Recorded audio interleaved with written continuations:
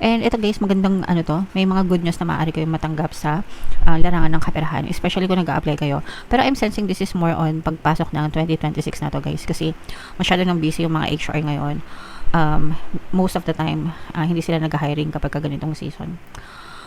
So baka by next year na ninyo matanggap yung mga at saka yung mga minsan yung mga nag-approve ng mga hiring, nakabakasyon na rin. So, pwedeng, yung iba sa inyo, I'm sensing na baka natanggap na kayo sa mga ina-apply nyo, pero hindi pa kayo nakakatanggap ng update.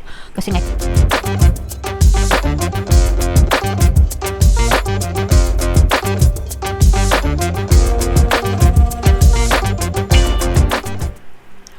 hello guys, hello Leo, welcome back to Pinay Pixie Tarot.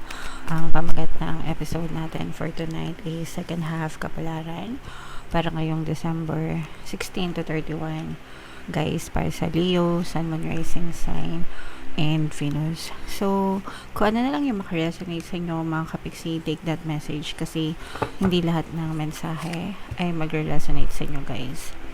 So, unahin natin to. Ito guys, napakaganda lang ibig sabihin nito kasi ibig sabihin nito, konting-konti na lang yung kailangan yung ipag-antay and magmamanifest na yung mga bagay na minamanifest nyo. So, parang timeline ito mga kapiksi, no? Pero, syempre, hindi natin alam kung kailan talaga eksakto magmamanifest yung mga desires. Pero, it's a clear signal, no? Clear sign na konting tiis na lang yung ipag-aantay nyo and malapit na mag-manifest yung mga desires nyo. So, kapit lang mga kapiksi, wag susuko, wag mag-give up. Maabot nyo rin yung mga minamanifest nyo guys, okay? Ito naman guys, you have to listen to your mood, you have to listen to your emotions guys, kasi for some of you, I'm sensing na medyo naninega yung iba sa inyo, siguro dahil na rin sa mga hindi mga magagandang nangyayari sa buhay nyo guys, and yung mga emosyon na yon magiging cause yan ng inyong mga failure, ng mga negative situation din sa buhay nyo mga kapiksi. So kapag ka medyo naninega na kayo guys, magpahinga lang kayo, no? Pwede kayo mag-meditate, magpahinga, mag-relax ng konti, libang-libang, para makalimutan nyo yung mga negative na iniisip nyo and ma-shift nyo yung inyong nararamdaman sa mga positive na pangyayari sa buhay nyo. So, maglibang-libang din kayo mga kapiksi. Okay? And, ito naman guys, napakaganda nito kasi ibig sabihin nito, very much available yung mga resources, no? Yung mga pangangailangan nyo mga kapiksi. Ibig sabihin kapag may, excuse me this. Sorry. Sorry mga kapiksi. So, ibig sabihin nito, yung mga resources, yung mga pangangailangan mo, madali mo lang makuha, madali siyang dumating sa'yo kapag may mga kailangan kayo na kahit anong bagay guys, parang ang bilis-bilis lang niyang mag-manifest sa buhay niyo. And usually, nangyayari ito sa mga positive na people guys. So, importante talaga yung pagiging positibo sa buhay mga kapiksi. So, remain positive lang, Leo. Okay? Alright. So, comment down below if naka-resonate kayo dyan sa mga mensahe na yan. Shuffle natin to guys. Hanapin natin yung energy ng Leo. Habang sinashuffle ko to, panoorin nyo muna yung video natin regarding sa ating paano mag-manifest ng abundance video course. Kapiksi, sawa ka na ba sa mga struggles at hirap sa buhay mo? Masipag ka ba at masikap sa buhay ngunit hindi ka pa rin umaasenso? Ilang beses ka na bang nag-attempt mag-negosyo at mag-invest pero palagi ka pa rin nalulugi? Sa pagkakataon na ito ay maaaring may subconscious beliefs ka na nagiging balakid sa iyong pag-unlad at pagyaman. Introducing, paano mag-manifest ng abundance video course. Dito ay matututunan mong ma-overcome ang mga balakid mo para tuluyan ka ng umunlad, umasenso, sumagana, maging matagumpay, successful at maswerte sa iyong kabuhayan, pera, trabaho, negosyo, salapi at kaperahan ng bonggang-bongga. Dali, mag-send na ng email sa pinoypixie@gmail.com at simulan na ang iyong pagyaman ngayon. Alright, so sa lahat ng gusto mag-avail ng course guys, meron tayong paano mag-manifest ng abundance video course, paano mawala ang third party at magkaroon ng harmonious na relationship, paano pabalikin si ex or vice breakup. Sa mga interesado guys, mag-send lang kayo ng email sa pinoypixie@gmail.com. And sa mga naghahanap ng pampaswerte na lucky charms or lucky bracelet, aventurine tsaka citrine yung recommended ko guys, may makikita kayong mga links sa description box. So, Leo, kayo ay represent ng King of Wands. Latag natin yung spread nyo, mga kapiksi. By the way, guys, no, available na yung inyong 2026 kapalaran. Punta na kayo sa homepage natin, mga kapiksi, para mapanood nyo yung videos. Mayroon ditong presence ng Earth sign, Aquarius, Gemini, Libra, at saka another fire sign, Aries, Leo, Sagittarius. For some of you guys, maaaring may ganyan kayo sa inyong natal chart, or you may be dealing with another signs na may ganyan sa kanilang natal chart. Ito guys, for some of you, ito yung babala. Mag-ingat kayo, mga kapiksi. This is the energy of cheating, panloloko guys, no? Maaaring ma-scam kayo guys.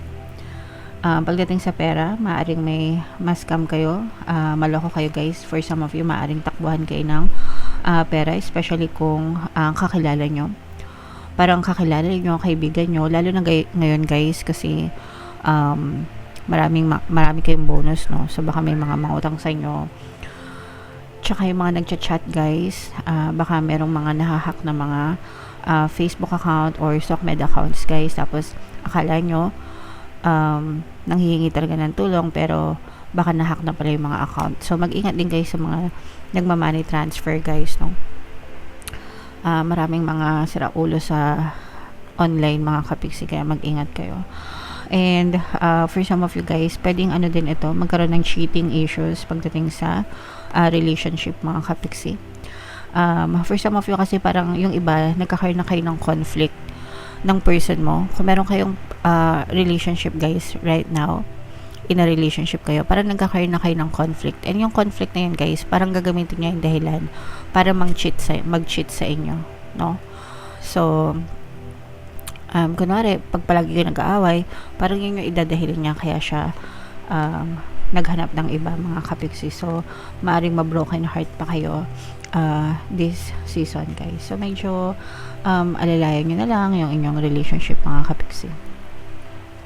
On the positive side naman, mga kapiksi, sa relasyon pa rin guys, no? Sa positive naman, yung iba sa inyo maaaring may magbalik from the past. So pwedeng mga ex-lover ito guys.